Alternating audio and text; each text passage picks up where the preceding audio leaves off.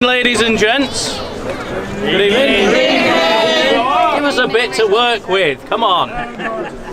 What you've just seen there is a ceremony called Setting the Watch, and if legend is true, has been going on in Ripon for 1,132 years. So it's very, very old.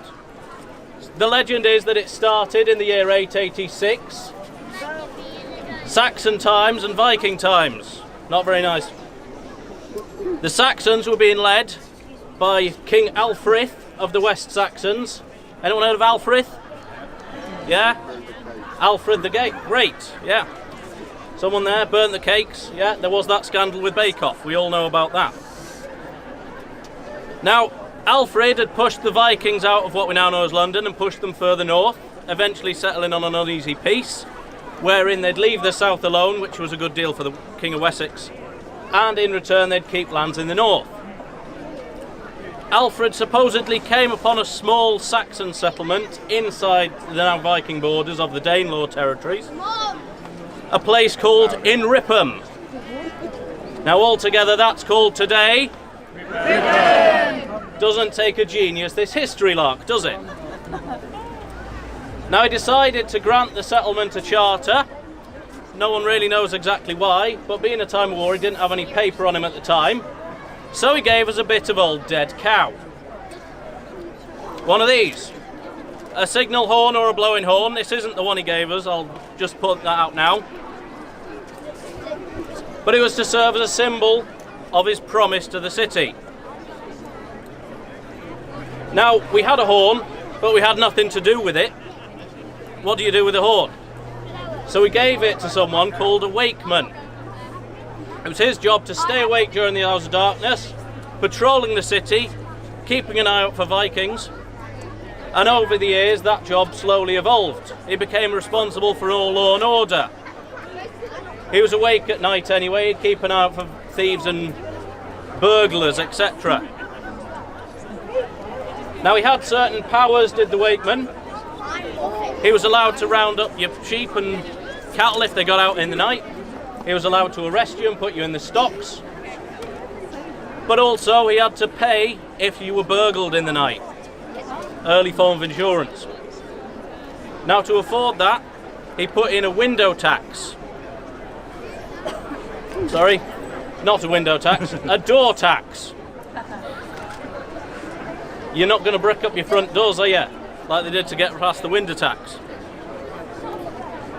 Now, Ripon folk are renowned for being a bit frugal, shall we say. Tight with brass. Tight with brass, says Jim. Now, you'll notice that an awful lot of buildings round the square have an alleyway or side ginnel. That was because you would charge 4p if your door faced directly onto the square, but 2p if it was down the side. So they did brick up the front doors and put it round the side. Now things did come to a change because the wakeman had grown a bit too powerful. Wayne's going to take over from here for me. So that's the way things carried on till 1604, when King James I of England was on the throne, called something else north of the border, James VI up that way, and he decided to grant Ripon a second written charter this time. And that's because some of the wakemen over the last 70 years, ever since the Reformation of the Church, in Henry VIII's time, some of those wakemen have been making up laws as they saw fit and giving out punishments as they saw fit, including whippings and hangings in the market square, which was originally just back there. And on some Friday nights we'd like to bring that back. But anyway, so he said, get rid of the wakemen and create the first mayor of Ripon that would be elected by the people, not just the 12 aldermen as it was before. We agreed. He didn't really argue with James I. Guy Fawkes found out a couple of years later. So out went the wakeman and in came the first mayor of Ripon. Gentleman called Mr. Hugh Ripley was our last wakeman and our first mayor. It is believed he lived in the house on the corner of the market square, the one with the 4 bay windows and the pointy roof, the wakeman's house, all the locals will know it as. And he was so proud of the traditions of setting the watch, he wanted to carry it on. But being a wakeman before in his time, he knew what it was like coming out at 9 o'clock every evening seeing you lot. So he thought, I'll employ a hornblower to do the job for me.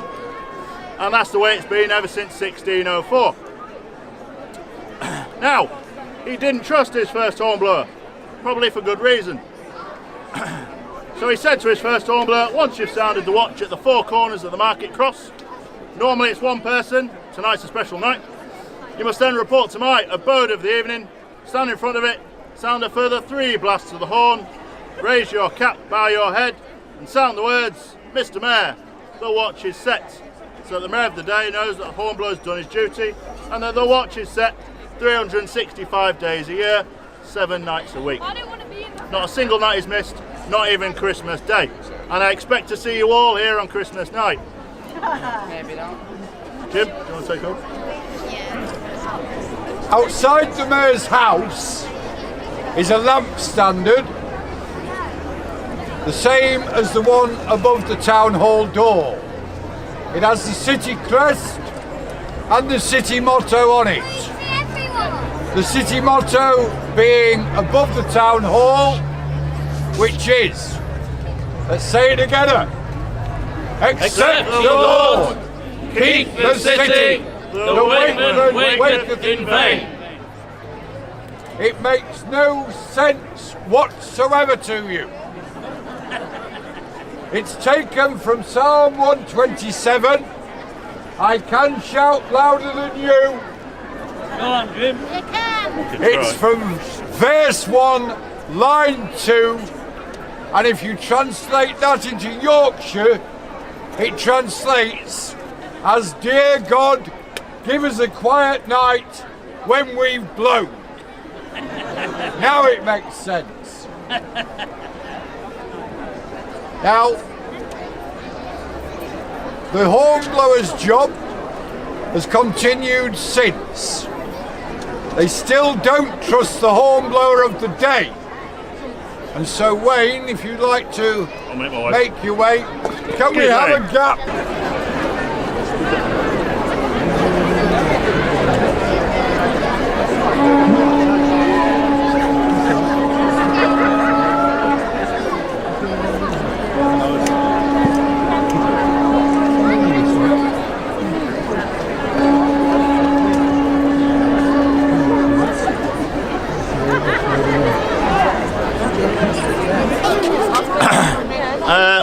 I'm doing the ghost. George? No, I'll do the ghost first. Oh, yeah. Yep. Oh, aye. At the end of our 4th note, when we gathered together, you may have noticed that we turned and bowed our head towards the wakeman's house. That is because the superstitious amongst the city say that if the horn is not sounded to Mr. Hugh Ripley's satisfaction, his ghostly face will appear at the top attic window of the wakeman's house. Has anyone seen him tonight? I hope you haven't. Our last dealings with him, we believe, were in 2011, when obviously it wasn't done to his liking. We had an earthquake 3 minutes later. Some of the locals might remember it. It was on the 3rd of January 2011. My birthday. So, yeah. One last thing as well. Former hornblower Mr. George Pickles used to give out lucky wooden pennies to those that came to the tradition. On this special Yorkshire Day, Mr. Pickles has kindly agreed to donate some more. He is here. Come forward, George. Now, I can't guarantee that there's enough to go around, because you've obviously been posting this on Facebook or something. But thank you very much, George, for your donation. And thank you, Wayne. 1,000 hornblower lucky wooden pennies with my compliments, less the ones that have been robbed on the way here. Just a few short words. This is your chance to join the thousands of people around the world that carry one of these, wherever they go and whatever they do, and enjoy the good fortune that they bring. This is your chance to share that good fortune with them. So I'll hand these over to this lovely lady and these fine gentlemen to hand them out, and all I can say is good luck, good night, and God bless. Thank you. One last note to the geocachers amongst you. Hands back up. Now, I was given earlier this week some woodies. Don't ask me what that means. It means something else to me, but anyway. So I do have some of those from your organisers if you also would like some of those. Alright? So yeah. Otherwise, good night. The watch is set. Thank you, ladies and gentlemen.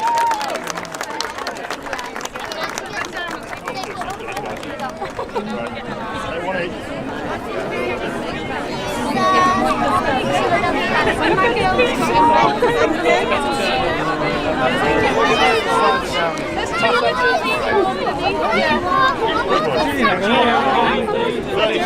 Oh, of course, sir. Cheers, Cassius.